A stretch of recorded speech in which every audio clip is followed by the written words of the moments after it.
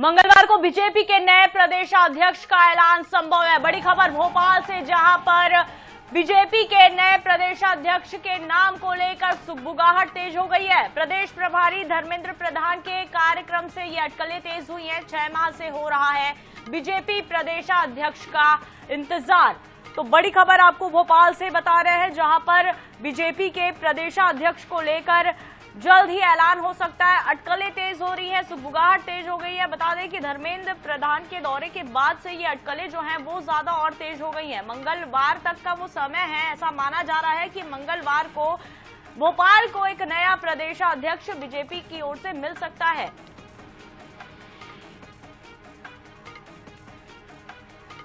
ज्यादा जानकारी के लिए ब्यूरो प्रमुख अनुराग मालवीय हमारे साथ जुड़े हुए हैं। अनुराग, लंबे समय से ये इंतजार चल रहा था और उठापटक की स्थिति भी हम देख रहे थे कि जो भी संभावित चेहरे हैं जो प्रदेश अध्यक्ष के इस रेस में है, वो लगातार सेंट्रल में जाकर आला कमान से मिलते भी नजर आए। फिर बीच में थोड़ा सा ये ब्रेक लग गया था, अब एक बार फिर से सुगबुगाहट तेज हो गई है। क्या वो जो मंगलवार की तारीख दी जा रही है, ऐसा मान लिया जाए कि भोपाल को नया बीजेपी की ओर से प्रदेश अध्यक्ष मिल जाएगा?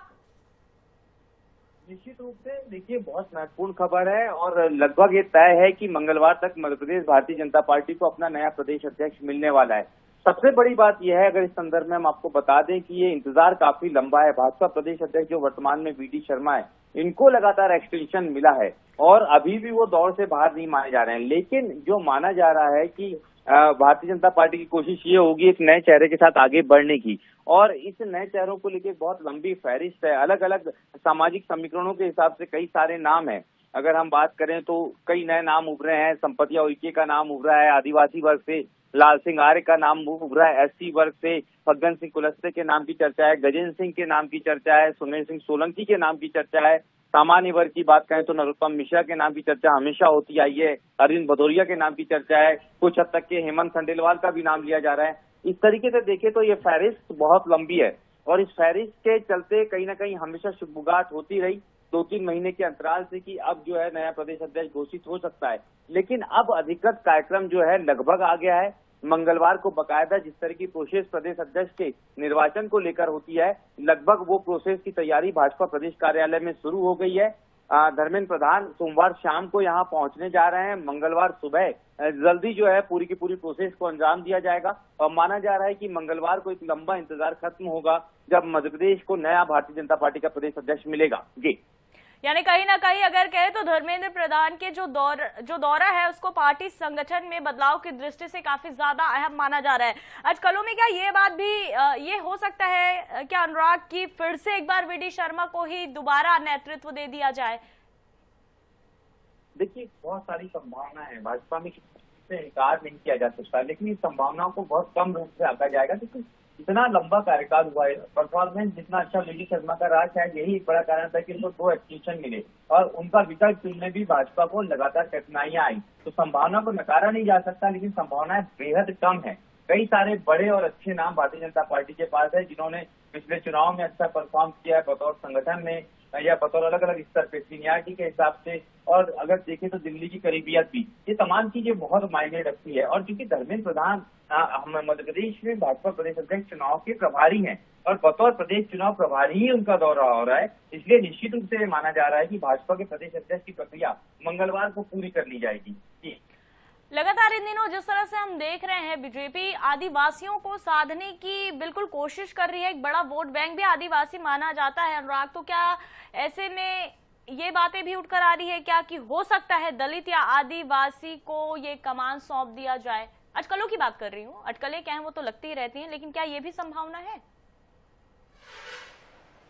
देखिए, बिल्कुल है, संभावनाओं से बिल्कुल इनकार नहीं किया जा सकता। मध्य प्रदेश में जिस तरह की कोस्टलिज्म की पॉलिटिक्स है उसमें कई बार वरीयता देने की कोशिश की गई है। हमने देखा आरक्षण का भी जो फार्मूला आया उसमें दलितों को और आदिवासियों को प्रायोरिटी दी गई है। मध्य प्रदेश के मुख्यमंत्री ओबीसी वर्ग से आते हैं, तो ऐसे में आदिवासी और दलितों को आगे बढ़ाने की कोशिश हो सकती है चुनावी समीकरणों के हिसाब से, वोट बैंक की पॉलिटिक्स के लिहाज से, और ये भाजपा की मजबूरी भी नजर आती है। और यही कारण है कि कई सारे नाम आए हैं। दुर्गादास उइके का नाम आया, फग्गन सिंह कुलस्ते का नाम आया, आया, सुमेर सिंह सोलंकी का नाम आया, संपतिया उइके का नाम आया, लाल सिंह आर्य का नाम आया। ये तमाम नाम जो हैं इसी कैटेगरी से आते हैं। और कई सारी अगर हम इस फहरिस्त को देखें तो 1 दर्जन नामों में 7 से 8 नाम आदिवासी या दलित वर्ग के हैं। तो आपका कहना गलत नहीं है कि भाजपा इस तरफ भी जा सकती है, पर भाजपा सबसे पहले संगठन में पकड़ और मजबूती बनाने वाले चेहरे के साथ जाएगी, जो भाजपा की अपनी कार्यप्रणाली रही है। उसके बाद में भाजपा जातिगत समीकरणों को देखेगी। तो अभी थोड़ा सा इंतजार है, ज्यादा इंतजार अब नहीं है। आज शुक्रवार हो गया है, शनिवार, इतवार और सोमवार 3 दिनों के बाद चौथे दिन माना जा रहा है कि भाजपा की ये तमाम अटकलों को विराम लग जाएगा और नए प्रदेश अध्यक्ष का नाम स्पष्ट हो जाएगा। जी, जिस तरह से आपने नाम गिनाए अनुराग, तो कहीं ना कहीं प्रदेश अध्यक्ष की रेस में ये जो लिस्ट की फहरिस्त है वो काफी ज्यादा लंबी है। तो क्या ऐसे में मतभेद की भी स्थिति बन सकती है क्या? और अगर ऐसी स्थिति बनती है तो क्या चुनाव प्रक्रिया का भी सहारा लिया जा सकता है? क्योंकि लिस्ट लंबी है और यही कारण है, मुझे लगता है कि 6 महीने का समय ये बिल्कुल छोटा मोटा समय तो नहीं। अनुराग, देखिए बहुत सारी चीजें समझने की बात यह है कि भाजपा अपने तरीके से फैसले लेती है। 6 महीने का एक्सटेंड इसलिए हुआ या पोस्टपोन इसलिए हुआ कि पहले दिल्ली चुनाव और उसके बाद में पहलगांव की घटना, इन दोनों घटनाओं के ठीक पहले ये प्रक्रिया होने वाली थी, लेकिन 2 बड़े घटनाक्रमों ने इसको पोस्टपोन कर दिया।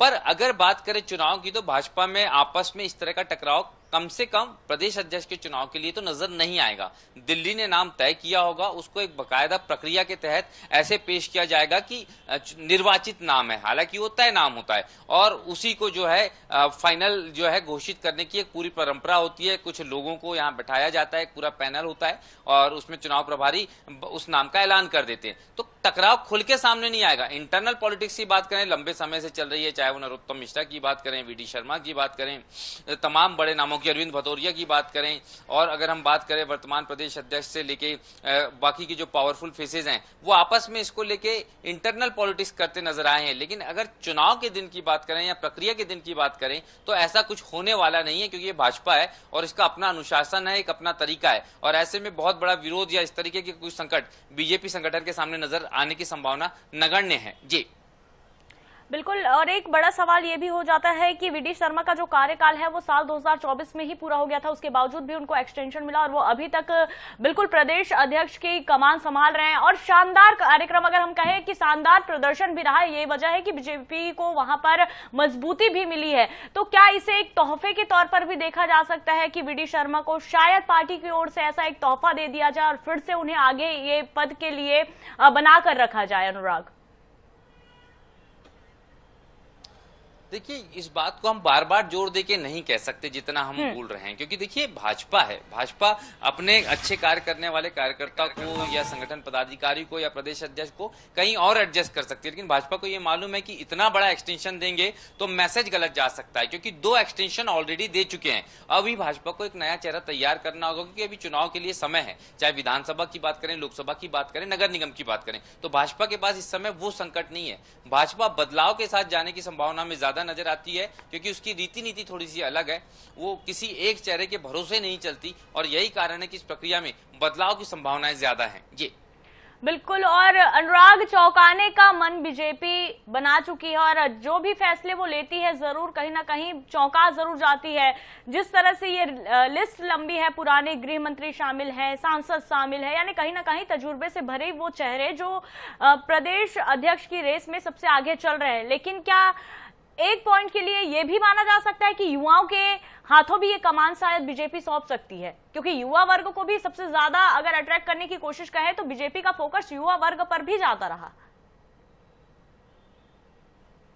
देखिए कयास हर तरीके के लगाए जा सकते हैं, हर समीकरण पे लगाए जा सकते हैं, वो जाति हो, उम्र हो, क्षेत्र हो, सबके समीकरण हो सकते हैं। इससे कोई नकारा नहीं जा सकता और यही कारण है कि भाजपा किस चेहरे के साथ जाएगी। ये बहुत सारे नामों की चर्चा हम कर लें, हो सकता है हम 1 दर्जन नाम ले लें, लेकिन उस 1 दर्जन के इतर 13वां नाम आ जाए।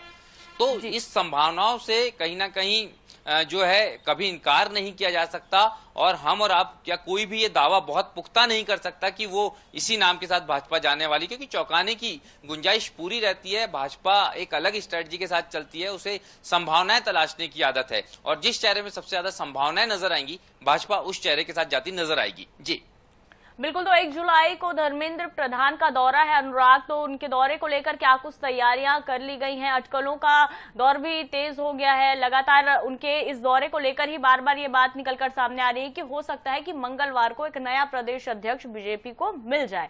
तो उनके आने को लेकर क्या कुछ तैयारियां हो गई है, किस तरह की बैठक होंगी? देखिए, कार्यक्रम ऑलमोस्ट तय हो गया है। हम देख रहे हैं कि अलग अलग चेहरों की चर्चाएं लगातार जारी है। कल भी हमने देखा शिवराज सिंह चौहान और कैलाश विजयवर्गीय इंदौर में लगातार आपस में मुलाकात करते नजर आए।